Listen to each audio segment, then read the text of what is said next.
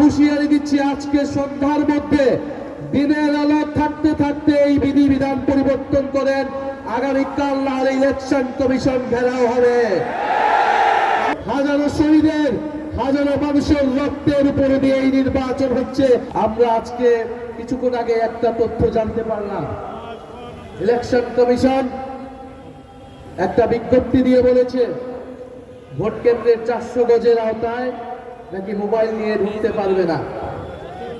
Election commission কোন জায়গা থেকে এই আইন, এই বিধিবিধান বের করছে আমরা জানি না।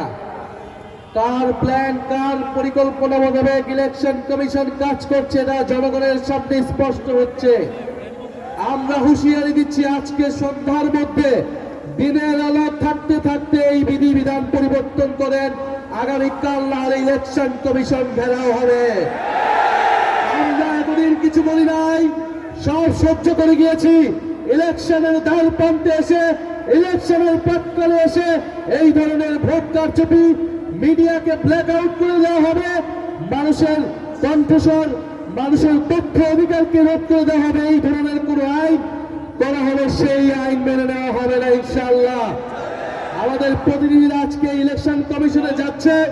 ইলেকশন কমিশনকে বলছি, এতদিন যা করেছেন করেছেন, 12ই ফেব্রুয়ারি যদি কোনো ধরনের পক্ষপাতিত্ব করার পরিকল্পনা থাকে, ফ্যাসিস্ট আমলের ইলেকশন কমিশনের যেই পরিণতি হয়েছিল তার থেকে ভয়াবহ পরিণতি হবে এই ইলেকশন কমিশনে।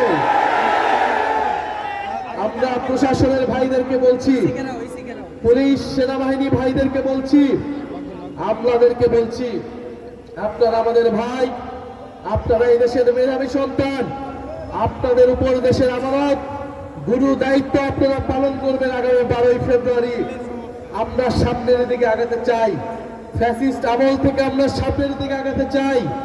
আমরা আশা করব আপনারা দেশের গুরুত্বপূর্ণ এই দায়িত্ব নিরপেক্ষভাবে পালন করবেন, বাংলাদেশের জনগণের অধিকার রক্ষা করবেন, গণতন্ত্রকে নিশ্চিত করবেন। মনে রাখবেন, গণ অভ্যুত্থানের হাজারো শহীদের, হাজারো মানুষের রক্তের উপরে দিয়ে এই নির্বাচন হচ্ছে। এর সাথে বিশ্বাসঘাতকতা করলে বাংলাদেশের মানুষ আপনাদের কোনোদিন ক্ষমা করবে না, করবে না, করবে না।